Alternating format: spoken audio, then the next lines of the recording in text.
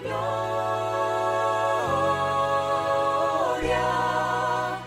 a Él la gloria, a Él la gloria. Pregunta 83. ¿Qué son las llaves del reino? Las llaves del reino son la predicación del Santo Evangelio y la disciplina cristiana hacia el arrepentimiento. Ambos abren el reino de los cielos a los creyentes y los cierran a los incrédulos. 84. ¿Cómo la predicación del Santo Evangelio abre y cierra el reino de los cielos?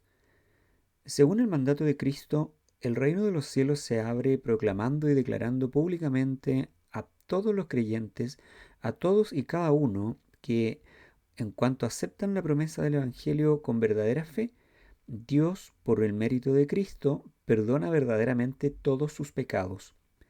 Sin embargo, el reino de los cielos se cierra proclamando y declarando públicamente a los incrédulos e hipócritas que, mientras no se arrepientan, la ira de Dios y la condenación eterna recaen sobre ellos. El juicio de Dios, tanto en esta vida como en la venidera, se basa en este testimonio evangélico. 85. ¿Cómo se cierra y se abre el reino de los cielos mediante la disciplina cristiana? Según el mandato de Cristo, aquellos que, aunque se llaman cristianos, profesan enseñanzas no cristianas o viven vidas no cristianas y que, después de repetidas amonestaciones personales y cariñosas, se niegan a abandonar sus errores y malos caminos, y que, después de ser denunciados a la Iglesia, es decir, a los ordenados por la Iglesia para ese propósito, no responden también a las amonestaciones de la Iglesia, tales personas, la Iglesia las excluye de la comunidad cristiana negándole los sacramentos, y Dios también los excluye del reino de Cristo. Tales personas, cuando prometen y demuestran una reforma genuina, son recibidas de nuevo como miembros de Cristo y de su Iglesia. ¿Qué quiso decir Jesús cuando dijo que daría las llaves del cielo a Pedro, Mateo capítulo 16, versículo 19, y a los otros apóstoles? La respuesta se encuentra en el libro de los Hechos y en varias epístolas del Nuevo Testamento.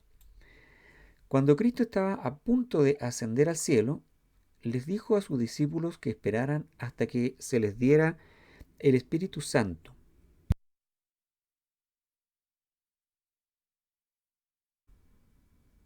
Y así lo hicieron. Cuando se llevó a cabo el gran evento, como se registra en Hechos 2, el apóstol Pedro comenzó a abrir y cerrar el reino de los cielos. Lo hizo de dos maneras. Primero, hubo una predicación fiel.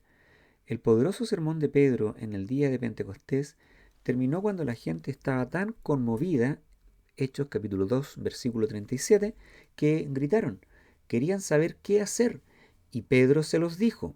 Les dijo que se arrepintieran y se bautizaran, y dijo que aquellos que se sometieran a la palabra de Dios recibirían el don del Espíritu Santo. ¿Qué era esto sino abrir el reino de los cielos a los hombres? Está claro, en otras palabras, que una de las llaves del reino es la predicación fiel. En segundo lugar, está la disciplina de la iglesia. Tenemos un buen ejemplo de esto en 1 Corintios capítulo 5. Un miembro de la iglesia de Corinto vivía en pecado. Fue un pecado tan escandaloso que incluso el mundo impío lo condenó. Sin embargo, la iglesia había dejado pasar el asunto. Pablo reprendió esta actitud permisiva, versículo 2, y luego pasó a instruirlos. Les dijo que debían reunirse en el nombre de Cristo y que Él, en espíritu, estaría con ellos. Luego debían entregar al tal a Satanás, en el versículo 5. El propósito de este acto de disciplina era, por supuesto, restaurar al ofensor. Debían excluir a este hombre de la iglesia para que su espíritu fuera salvo en el día del Señor Jesús. Versículo 5. En otras palabras, debían actuar con la esperanza de que incluso si la carne pecaminosa del hombre fuera destruida, su espíritu aún sería salvo en el día del juicio. Al final resultó que el hombre se arrepintió y fue restaurado. Pero el punto que destacamos aquí es que fue por medio de la disciplina de la iglesia que esto se logró. Así que esta es la otra llave del reino. Nadie puede oír la palabra de Dios fielmente predicada sin uno de estos dos resultados. Pablo dice, para Dios somos olor de Cristo en medio de los que se salvan y entre los que se pierden. Para unos somos olor de muerte para muerte y para otros olor de vida para vida. Segunda a los Corintios, capítulo 2, versículos 15 y 16. Cuando la verdad de Dios es fielmente predicada, hay más que un hombre hablando. Dios mismo habla a través del hombre. Y lo que dice nunca es nulo e inválido, sino que eficaz. Entonces, en la predicación auténtica, cada vez que hay un llamado al arrepentimiento y la fe, una de las dos cosas debe seguir. Aquellos que actúan con la obediencia de la fe son admitidos al reino de Dios, y aquellos que no lo hacen son excluidos. Esto no es una mera teoría, es un hecho. Dios ha dicho, mi palabra, que sale de mi boca, no volverá a mí vacía, sino que hará lo que yo quiero, y será prosperada en aquello para lo cual la envié. Isaías 55, versículo 11. La disciplina de la iglesia es algo asombroso, a pesar de que es despreciada en gran parte de la iglesia visible de hoy. La actitud de muchas personas hoy hacia la disciplina de la iglesia es algo así. ¿Quiénes se creen que son estos ancianos que afirman tener el poder de sacar a la gente del reino? Es posible que puedan sacar a la gente de su iglesia, pero no pueden sacar a la gente del reino de Dios, piensan. Sí, este punto de vista es muy común, pero la verdad no está determinada por el voto de la mayoría, está determinada por la voluntad de Dios y de Jesús. ¿Y qué dijo Jesús? Le dijo a Pedro, todo lo que atares en la tierra será atado en el cielo, y todo lo que desatares en la tierra será desatado en el cielo. Mateo capítulo 16, versículo 19. Es importante notar que el veredicto del cielo no depende del veredicto de Pedro, no, es al revés. El veredicto de Pedro, para que tenga efecto, debe estar de acuerdo con el veredicto ya determinado del cielo. Pero es justo aquí donde vemos el poder. Cuando Pedro actuó de manera fiel, su veredicto estuvo de acuerdo con el cielo. Cuando los ancianos gobernantes de hoy están de acuerdo con el cielo, sus decisiones también son eficaces.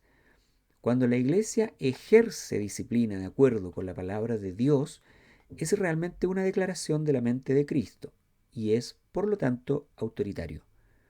Cuando un juez sentencia a muerte a un hombre, el poder del Estado, que es el poder de la espada, respalda su declaración.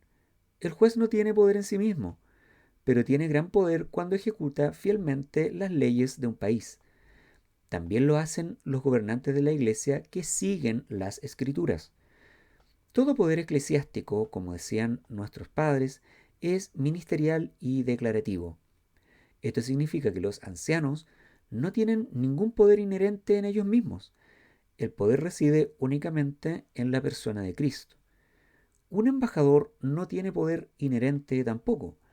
El poder pertenece enteramente al gobierno que representa. Pero mientras represente fielmente a ese gobierno, nadie puede negar que hay un poder en lo que dice. Entonces, que la gente se ría de la disciplina de la iglesia si así lo desean. Que digan, ¿piensan ellos que van a sacar a la gente de la iglesia?